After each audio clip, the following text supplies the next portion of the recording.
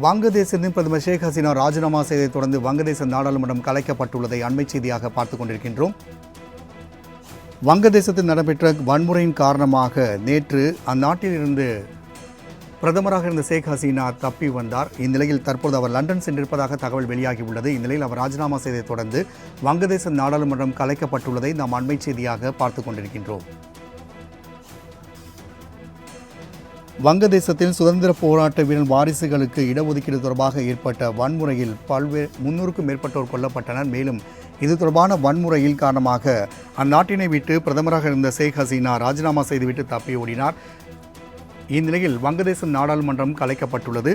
மேலும் கூடுதல் விவரங்கள் நமது சிறப்பு செய்தியாளர் ஜீவபாரதி வழங்க கேட்கலாம். ஜீவபாரதி, அடுக்கடுக்காக தொடர்ந்து வங்கதேசத்தில் பல்வேறு மாற்றங்கள் நிகழ்ந்து வருகின்றன. இந்த நிலையில் வங்கதேச நாடாளுமன்றம் கலைக்கப்பட்டுள்ளதை நாம் அண்மை செய்தியாக பார்க்க முடிகிறது. இது குறித்தான கூடுதல் விவரங்களை பதிவு செய்யலாம்.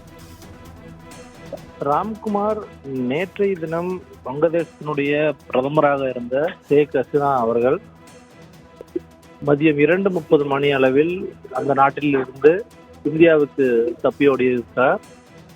இந்த நிலையில் மாணவர்களுடைய ஒரு மிக முக்கியமான வேண்டுகோளானது வங்கதேசத்தினுடைய நாடாளுமன்றம் கலைக்கப்பட வேண்டும் என்பதுதான்.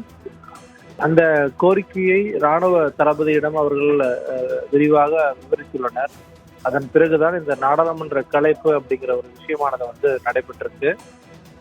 முன்னதாக பிபிசி ஆங்கிலம் அந்த இணையதளத்தில் வெளியிடப்பட்ட செய்தி என்னவென்றால், இராணுவ ஆட்சி, அதாவது தற்காலிகமான இராணுவ ஆட்சிக்கு மாணவர்கள் அனுமதிக்கல, அவர்கள் விரும்பவில்லை அப்படிங்கிற ஒரு செய்தியை நம்மளால பார்க்க முடிந்தது. இதற்கு அடுத்ததாக என்ன மாதிரியான முடிவை இந்த இராணுவ தலைமையகம் எடுக்க போகிறது அப்படிங்கிறதான் மிக முக்கியமான ஒரு விஷயமாக இருக்கிறது. இந்த நிலையில் இந்த நாடாளுமன்ற கலைப்புக்கு பிறகாக தேர்தல் அறிவிக்கப்படுமா, இல்லை இந்த இராணுவ ஆட்சியானது தொடருமா அப்படிங்கிறது தான் மிக முக்கியமான ஒரு கேள்வியா இருக்கு. கடந்த காலங்கள்ல பாகிஸ்தான் போன்ற நாடுகள்ல இதே மாதிரியான பிரச்சனைகள் எதிர்கொண்டிருக்காங்க. அந்த காலகட்டங்கள்ல மீண்டும் அங்க தேர்தல் நடத்தப்பட்டிருக்கு. ஆளுங்கட்சிகளுக்கு முழுமையான தடை அப்படிங்கிற விஷயம் எல்லாமே நம்ம பார்த்துருக்கோம். ஸோ அப்படி பார்க்கும்போது இது எத்தகைய ஒரு பிரச்சனையாக அடுத்த கட்டத்திற்கு போகும், வங்கதேசத்தில் எத்தகைய ஒரு நிலைமையாக இருக்க போகுது அப்படிங்கிறத பொறுத்திருந்தான் பார்க்கணும்.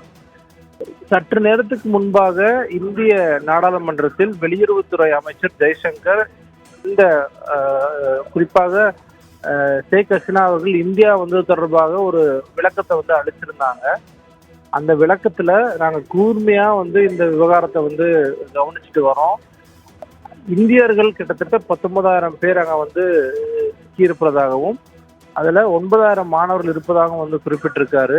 சிறுபான்மையினர் மீதான தாக்குதல் அதிகமா இருக்கு அப்படிங்கிற விஷயத்தையும் ஜெய்சங்கர் அவர்கள் அங்க குறிப்பிட்டிருக்காரு. ஸோ இனி வரக்கூடிய காலகட்டங்கள்ல எத்தகைய ஒரு மாற்றம் வங்கதேசத்தில் இருக்க போகுது அப்படிங்கிறத நம்ம பொறுத்திருந்தா பார்க்கணும். ஜீவபாரதி, தகவலுக்கு நன்றி.